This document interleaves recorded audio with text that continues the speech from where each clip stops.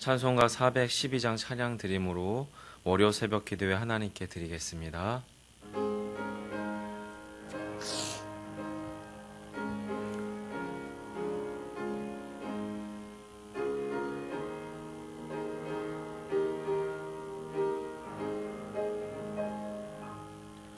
내 영혼의 그 깊은 데서 맑은 가락이 울려나네.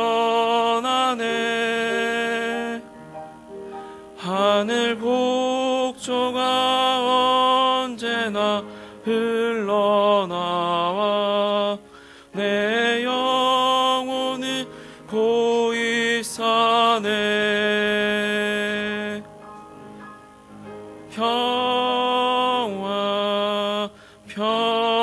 평화로다 하늘 위에서 내려오네. 그 물결이 영원토록 내 영혼을 덮으소서. 내 마음속에 솟아나 이 평화는 깊이 묻힌 보배로다. 나의 보화를 캐내어 가져갈 자 그 아무도 없으리라.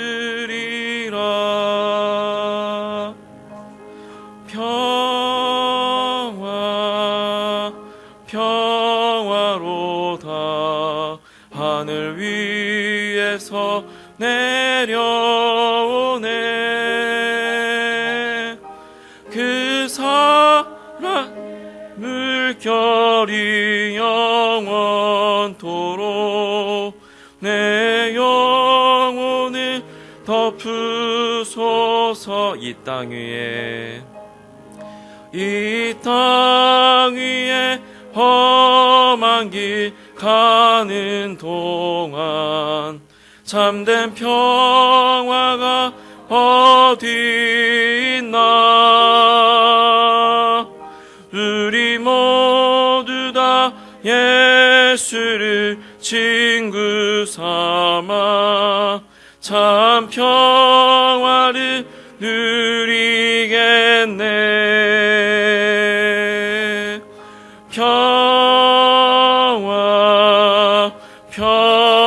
평화로다 하늘 위에서 내려오네. 그 사랑 물결이 영원토록 내 영혼을 덮으소서. 아멘.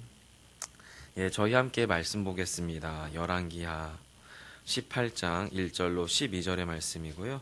저희 큐티책 216면에 있습니다. 열왕기하 18장 1절로 12절의 말씀인데 잘 들리시죠? 볼륨이 괜찮나요? 네. 읽기는 1절로부터 저희가 6절까지 함께 읽도록 하겠습니다. 1절로 6절 저희 교독할게요. 제가 1절 먼저 읽겠습니다. 이스라엘의 왕 엘라의 아들 호세아 제3년에 유다 왕 아하스의 아들 히스기야가 왕이 되니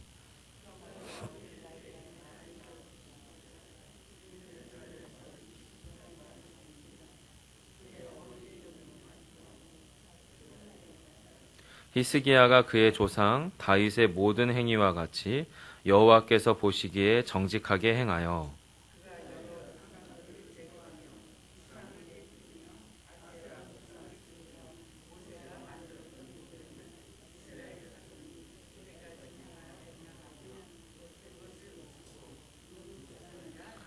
예, 5절 6절 함께요. 히스기야가 이스라엘 하나님 여호와를 의지하였는데 그의 전후 유다 여러 왕 중에 그러한 자가 없었으니 곧 그가 여호와께 연합하여 그에게서 떠나지 아니하고 여호와께서 모세에게 명령하신 계명을 지켰더라. 아멘. 어제 본문 17장도 북이스라엘의 멸망에 관한 얘기를 했고요. 그리고 오늘 본문도 이어서 이 북이스라엘의 멸망에 관한 이야기를 언급해요. 그쵸?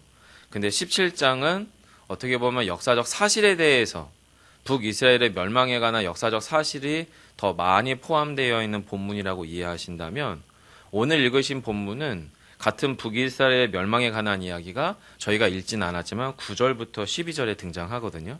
동일한 북이스라엘 멸망 스토리가. 근데 북이스라엘 멸망 이 스토리가 남유다의 왕인 히스기야의 왕의 등극에 관한 스토리. 바로 여러분이 읽으신 1절로부터 7, 8절에 이르는 히스기야 왕의 등극이라는 이야기와 대조하면서 비교 대조하면서 오늘 본문이 시작을 한다는 거예요. 자, 여러분 그러면 생각해 보시면 똑같은 북이스라엘 멸망 스토리를 17장에서도 얘기하고 또 같은 멸망에 관한 이야기를 18장에서 이야기하는데 17장에서는 그야말로 북이스라엘 멸망사, 역사적 사실에 대한 이야기를 주로 언급했다면 본문이 11개의 저자가 의식적으로 일부러 북이스라엘 멸망 이야기를 한 번 더 이야기할 때에 방금은 히스기야 왕의 이야기와 대조해서 한 번 더 언급했어요.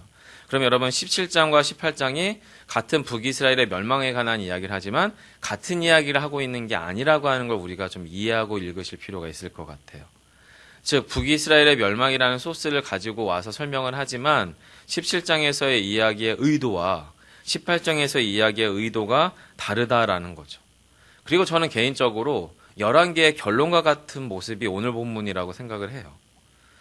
11개의 저자가 저희에게 궁극적으로 해주고 싶은 이야기가 사실은 오늘 본문 가운데 있다라고 하는 거지요.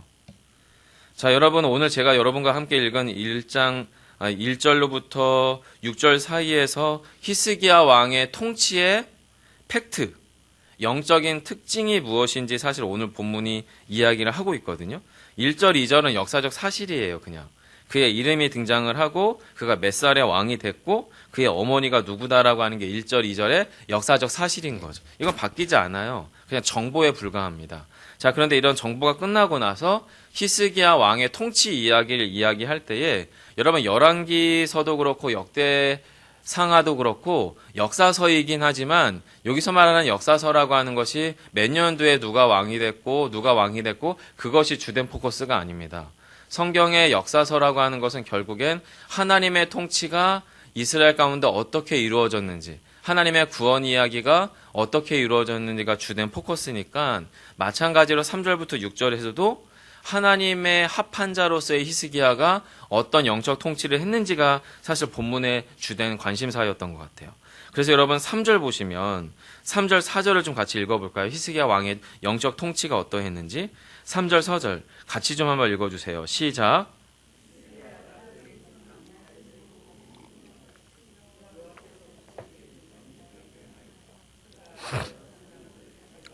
주상을 깨뜨리며 목상을 찍으며 모세가 만들었던 놋뱀을 이스라엘 자손이 향하여 분향함으로 그것을 부수고 누후수단이라 일컬었더라. 아멘. 여러분 보시면 3절에서는 히스기야 왕의 통치를 누구와 바로 대조합니까? 비교합니까? 다윗. 그리고 다윗의 모든 행위, 히스기야가 그의 조상 다윗의 모든 행위와 같이 여호와께서 보시기에 정직히 행했다라는 표현을 받는 왕이 몇 명 안 돼요. 사실은 성경을 쭉 읽어 나가시다 손에 꼽습니다. 자, 어쨌든 히스기야 왕의 통치는 다윗의 행함과 같았다라는 거예요. 근데 여러분 여기서 우리가 이해해야 되는 게 히스기야도 세종대왕 같이 좋은 왕이고 다윗은 더더군다나 좋은 왕이다 이렇게 이해하실 필요는 없습니다. 성경의 의도는 그 사람이 얼마나 좋은 사람인지를 설명하려고 하는 의도가 전혀 없는 책입니다. 본문에서 다윗과 같이 행했다라고 하는 건 뭐냐면 다윗이 자신의 정체성, 왕으로서의 자신의 정체성을 어떻게 이해했냐면 나는 원래 일개 목동에 불과한데 나는 양치기 수준의 아이인데 그런 작은 아이인 나를 하나님께서 하나님의 양된 이스라엘의 목자가 되도록 나를 세웠다라고 하는 것이 다윗이 자신의 왕됨에 대한 기본적인 이해였어요. 즉 여호와 하나님이 이스라엘의 참 왕으로서 이스라엘을 다스려야 하는데 보이지 않는 하나님의 정신이, 보이지 않는 하나님의 사랑의 원리가 이스라엘 가운데 어떻게 흘러가야 되는지를 눈으로 직시해서 보여줄 수 있는 왕, 즉 여호와의 대리 왕으로서 다윗만한 사람이 전에도 후에도 없었어요, 이스라엘에. 그래서 히스기야가 다윗의 행함같이 했다라고 하는 것은 다윗만큼 내지는 다윗처럼 좋은 왕이었다라고 하는 걸 이야기하려는 게 아니라 열왕기 저자의 의도는 히스기야도 다윗처럼 자신의 수준이 뭔지 알았고 자신의 정체가 뭔지 알았고 자신의 역할이 뭔지를 알았다. 즉 여호와의 대리왕으로서의 모범을 다윗처럼 따랐다라고 하는 것이 3절의 평가예요. 그리고 그 평가에 준해서 그가 한 일이 뭐냐면 4절에서 이방 우상을 제거하고 무엇보다 중요한 게 혼합적인 여호와 신앙을 파기했어요. 여러분, 그게 4절 후반절이죠. 지금 4절의 전반절, 여러 산당에서 일어난 우상 숭배가 뭐랑 짬뽕이 되냐면 모세가 만들었던 놋뱀과 짬뽕이 됩니다. 사실 여러분, 놋뱀이라고 하는 것은 여러분이 출애굽기를 읽어서 아시겠지만, 민수기 읽어서 아시겠지만 어떤 에피소드예요? 광야 땅 가운데에서 도저히 하나님을 순종하지 않았던 이스라엘 백성들 안에 하나님의 진노함으로 그들을 치세요. 그러고 나서 모세가 하나님 앞에 중보하죠. 좀 살려달라고. 그랬더니 하나님이 구리를 가지고 긴 뱀을 하나 만들라고 명령을 하십니다. 그리고 자신의 모세의 그 지팡이 위에 놋뱀을 세워서 그 놋뱀을 쳐다보는 사람은 살 것에 대한 이야기를 했던 구원 이야기가 이 놋뱀에 관한 이야기거든요. 근데 이 놋뱀이 뭘로 지금 바뀐 거예요? 지금 아세라의 신상을 섬기는 산당에 똑같이 세워져요. 그리고 여러분 거기 큐티 책에 각주해 보시면 아시겠지만 아세라 신상을 섬기면서 동시에 이 놋뱀을 같이 동일한 신으로 섬기는 이상한 종류의 신앙이 지금 본문 안에 등장을 하는 거죠. 마치 이런 것 같아요. 선앙당이라고 하나요? 그런 데 가보면 여러분 돌도 쌓여 있지만 불상도 같이 있어요. 불상만 같이 있는 게 아니라 장비상이나 간우상도 같이 있어요. 왜 그렇습니까? 영험하거든요. 도교에서 믿는 관우나 장비도 영험하고요. 부처상에 있는 그 불상, 불교의 불력이라고 할 만한 여러 가지 그것도 영험하거든요. 그리고 사람들의 토속신앙인 돌탑을 쌓는 것도 영험하고요. 수천 년 동안 썩지 않고 죽지 않은 나무도 영험합니다. 이게 다 짬뽕이 돼서 그것들이 한 곳에 같이 모여 있는 것처럼 지금 아세라 신상이 있는 바로 옆에 놋뱀이 같이 세워져 있는 거예요. 이것을 한마디로 뭐라고 얘기하냐면 신앙 혼합주의라고 말합니다. 자, 그럼 여러분 신앙 혼합주의라고 하는 게 왜 중요하냐면 신앙의 표지였던 것. 놋뱀의 원래 기능은 뭐냐면 하나님께서 광야 땅 가운데서 우리에게 진노하셨으나 이러한 구원과 회복의 역사가 있었구나라고 하는 것을 기억나게 하는 표지판이 놋뱀인데 이 신앙의 표지판 자체가 우상이 되어버린 거예요. 표지판 자체가 하나님이 되어버린 거예요. 신앙 혼합주의라고 하는 것의 위험성은 바로 그거예요. 참 하나님의 하나님 되심에 가르쳐줬던 표지였던 그것이 오히려 신앙의 대상으로 전락해버리는 것. 그래서 원래는 하나님을 기억나게 하고 하나님을 생각나게 하고 하나님에게 우리를 옮겨가게 했던 기능적인 역할을 했던 그것 자체가, 그 물체 자체가, 그것을 여러분 한자로 물상이라고 말하는데요. 이 물체 자체가 신앙의 대상이 되어버린 거예요. 왜 그랬을까요? 이 사람들이? 이 물체를 하나님의 자리에 대치시켜버림으로 그 아세라와 함께 그 놋뱀에 자신의 욕망을 투영시키는 거예요. 자신의 바램과 소망을 거기다 쏴버려요. 그러면서 기꺼이 아세라 옆에 놋뱀이 있으니까 아세라를 섬기는 것도 괜찮고 아세라를 섬기는 겸 플러스 알파로 놋뱀 가운데도 자신의 욕망을 투영하는 게 합리적이 되는 거예요. 그리고 정당한 명분을 확보하게 하는 겁니다. 여러분, 모든 우상화의 과정이 이렇습니다. 원래 하나님의 것이거나 원래 하나님을 생각나게 하는 것이어야 하는데 그것이 우리에게 우상 자체가 되어버리는 거예요. 예를 들어 볼까요? 가정에 자녀가 없었어요. 근데 정말 열심히 기도해요. 마치 100일 기도하듯이 무당이. 아니면 금식 기도해요. 여러분, 무당의 100일 기도와 성도의 100일 기도가 같습니까? 달라야 되잖아요. 근데 같아지는 지점이 있어요. 어렵게 기도해서 얻은 자녀가 우상이 되면 같아져요. 기도 행위를 무당은 자신이 원하는 자기가 부리기 쉬운 신한테 한 거고, 귀신한테. 기독교인은 보이지 않는 참 하나님 앞에 기도한 건데 똑같은 100일 기도가 되어버리는 경우가 있어요. 어렵게 기도해서 얻은 자녀가 우상이 될 때. 이런 경우도 있어요. 정말 죽을 것 같아요. 답이 전혀 안 나와요. 그래서 하나님께 작정하고 기도해요. 그래서 정말 그 고난을 어렵게 통과했어요. 그리고 하나님이 그 고난을 통과한 그리스도인에게 하나님의 살아계심을 보여주는 그 어떤 풍요로움, 어떤 명예, 어떤 보상을 그에게 줬어요. 근데 그 명예가, 그 풍요로움이, 그 보상이 내 삶의 유일한 것이 돼야 되기 때문에 그것을 지키기 위해서 하나님을 떠나는 경우가 생겨요. 그리고 그 부가 사라지면, 그 명예가 사라지면, 그 보상이 사라지면 하나님도 안 살아계신 거예요. 하나님도 역사하는 게 아닌 거예요. 뭐가 되는 겁니까? 고난을 통과하며 하나님 앞에 견실히 서서 하나님의 그 성도에게 준 하나님의 살아계심에 대한 증거였던 부와 명예와 보상이 우상이 되어버립니다. 여러분, 이것이 신앙 혼합주의예요. 그리고 이런 일은 우리 안에 은밀하게, 교묘하게, 꾸준히 지속적으로 일어나요. 본래 하나님의 자리에 하나님이 원래 우리에게 주셨던 그 어떤 것을 우상으로 대치시켜버려서 내가 하나님을 핸들링할 수 있는 자리에 하나님을 낮춰놓는 것. 여러분, 이것이 신앙 혼합주의라고 하는 매우 무서운 겁니다. 왜요? 본인은 모르거든요. 본인은 몰라요. 그걸 옆에 있는 사람만 알아요. 옆에 있는 사람만. 여러분, 그런 게 지금 히스기야 시대에 모든 왕들에게, 모든 이스라엘의 왕조 안에, 그 왕국의 현실에 있는 백성들 안에 누구에게나 있었던 만연한 일이었어요. 얘도 그렇고 저도 그렇고 다 그랬어요. 아세라도 좋고 노뱀도 좋았던 거예요. 여호와도 좋고 바알도 좋았던 거예요. 그게 전혀 나쁜 게 아니에요. 그래서 전혀 이상한 일이 아닌데 유독 한 사람이 그게 불편했어요. 그게 누구냐면 히스기야였던 거예요. 자, 그럼 여러분, 모두가 자연스럽고 은밀하게 그렇게 하나님을 배교하고 불신앙했던 시대에 유일하게 히스기야가 다르게 행할 수 있었던 이유가 뭐냐? 그것이 중요하겠죠.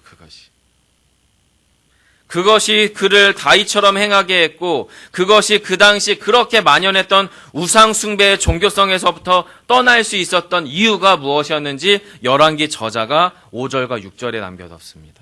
여러분, 5절 6절을 다시 한번 좀 자세히 읽어볼까요? 5절 6절 같이 읽습니다. 시작. 히스기야가 이스라엘 하나님 여호와를 의지하였는데 그의 전후 유다 여러 왕 중에 그러한 자가 없었으니 곧 그가 여호와께 연합하여 그에게서 떠나지 아니하고 여호와께서 모세에게 명령하신 계명을 지켰더라. 아멘. 여러분, 여기서 세 가지의 밑줄을 그어주시면 좋겠는데요. 첫 번째는 이스라엘 하나님 여호와를 의지했다. 두 번째는요, 그가 6절이죠. 그가 여호와께 연합했다.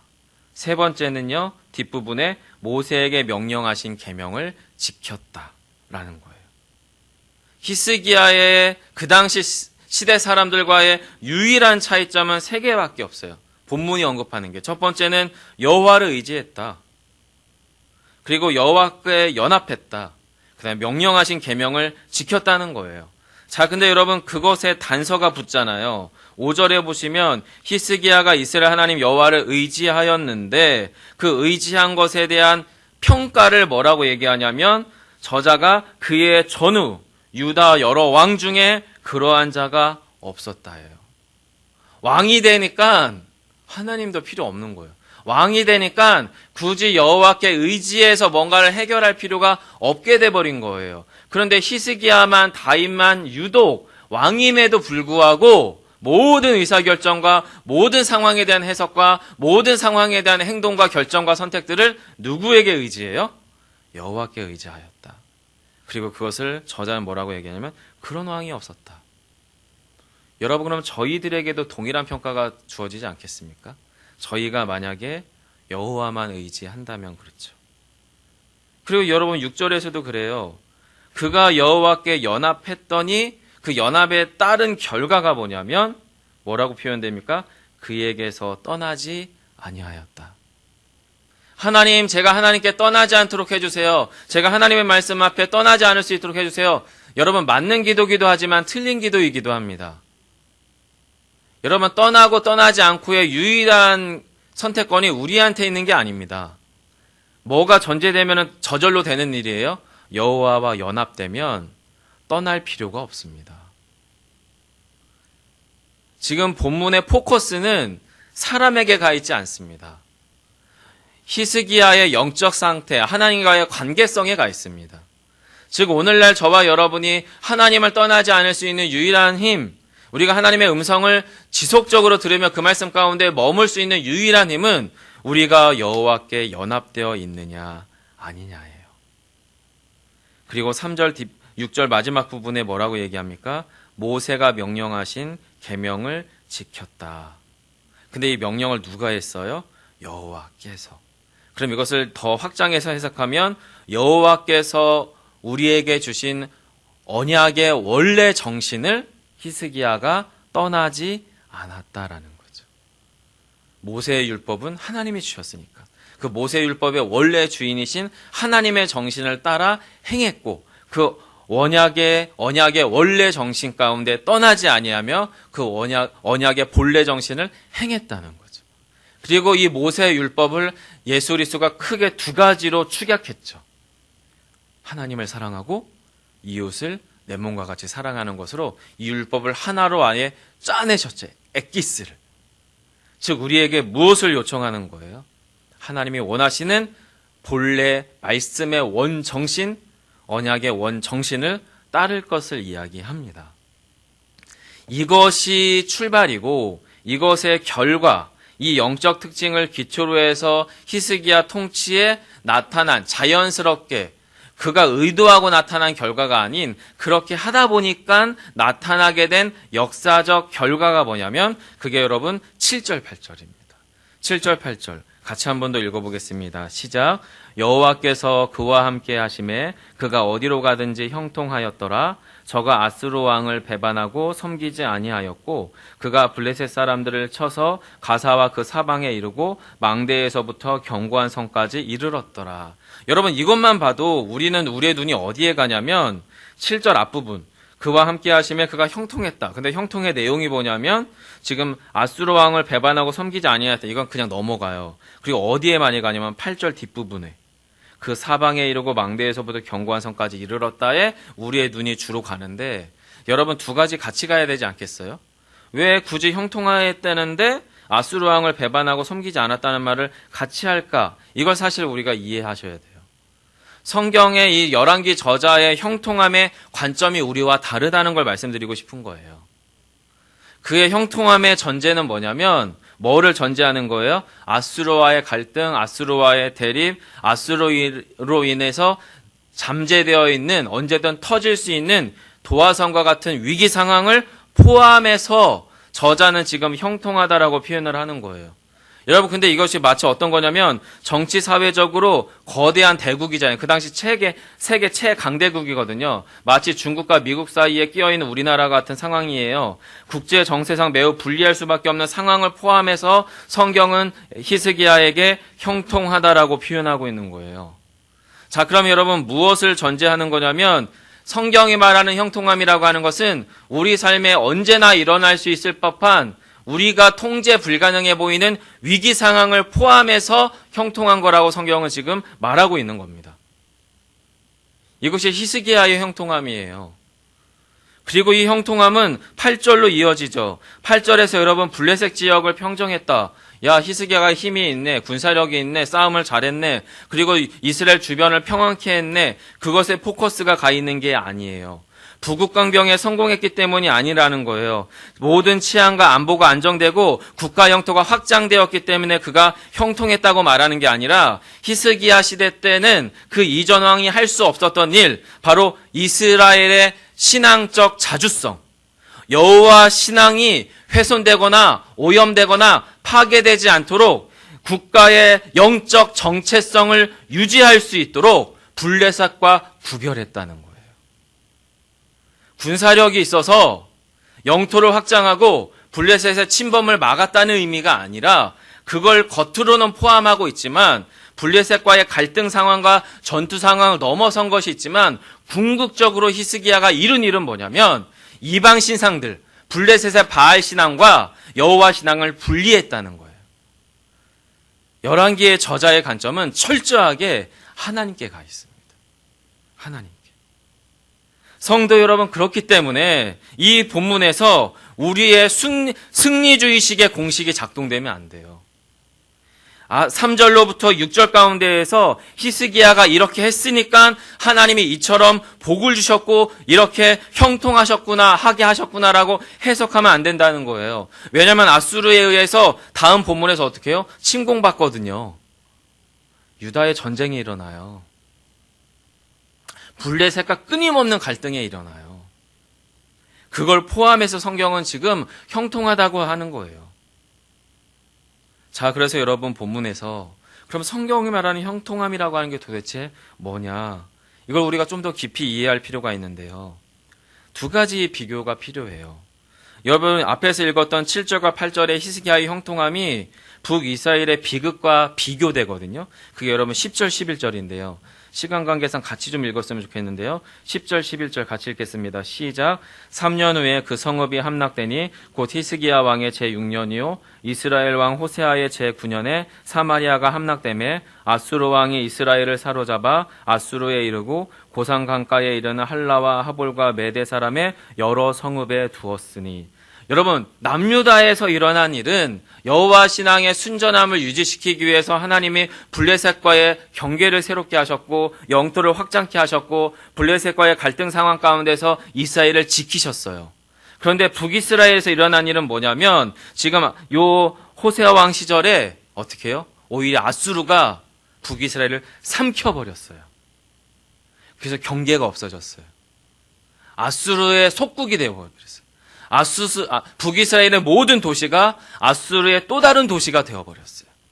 지금 열왕기 저자는 두 개를 비교하고 있는 거예요.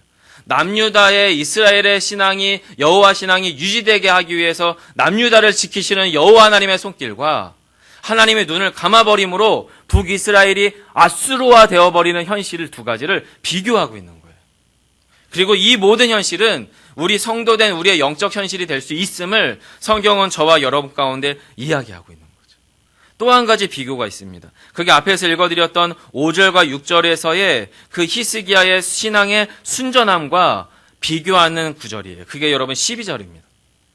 마지막으로 함께 읽어볼까요? 시작. 이는 그들이 하나님 여호와의 말씀을 듣지 아니하고 그의 언약과 여호와의 종 모세가 명령한 모든 것을 따르지 아니하였음이더라.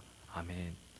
여러분 12절에서 북이스라엘과 북이스라엘 왕에게 여호와와 연합되었다라던가 아니면 여호와의 계명을 지켰다라던가 아니면 여호와를 의지했다라고 하는 표현이 없지요. 그것의 정반대 표현이 있습니다. 여호와의 말씀을 듣지 않았다. 그의 언약과 여호와의 종 모세가 명령한 모든 것을 따르지 아니하였다. 즉 여러분 본문의 5절과 6절이 뭐와 비교되냐면 12절과 비교되면서 성도 안에 일어날 수 있는 이 일과 저 일을 같이 보여주는 겁니다.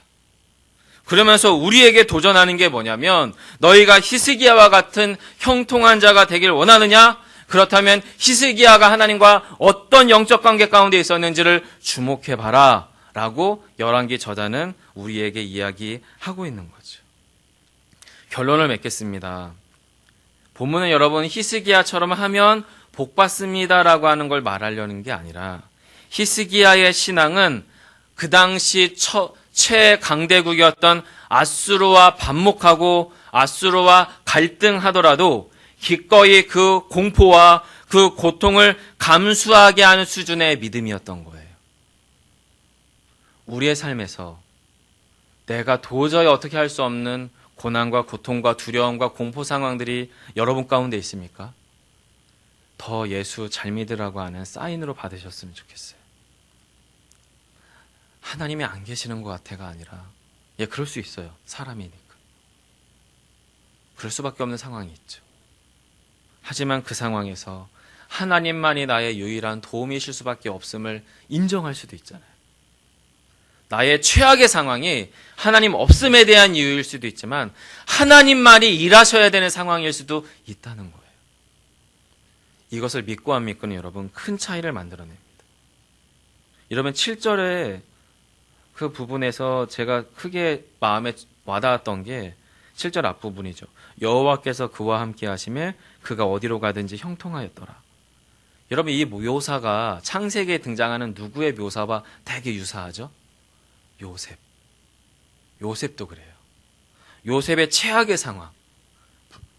보디발의 종으로 팔려갔을 때, 그리고 감옥 가운데 놓여 있었을 때, 이때 성경은 계속 그의 고통에 집중하지 않아요.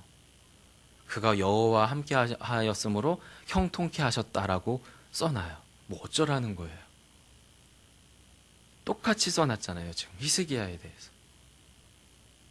누구에 대한 묘사? 요셉에 대한 묘사와 유사해요.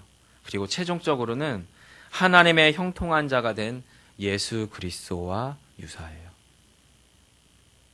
여호와께서 그와 함께 하심에 예수께서 어디로 가든지 형통하셨어요. 근데 그 형통이 우리가 이해하는 형통과 달라요. 우리가 이해하는 형통은 십자가 지면 안 되거든요. 십자가가 이렇게 피해 가야 되잖아요. 근데 예수님은 그 십자가를 향해 가셨어요. 십자가를 지기 위해서 가셨어요. 십자가에서 죽고 부활하시려고 가셨어요. 그리고 그걸 성경은 형통했다라고 표현하고 있어요.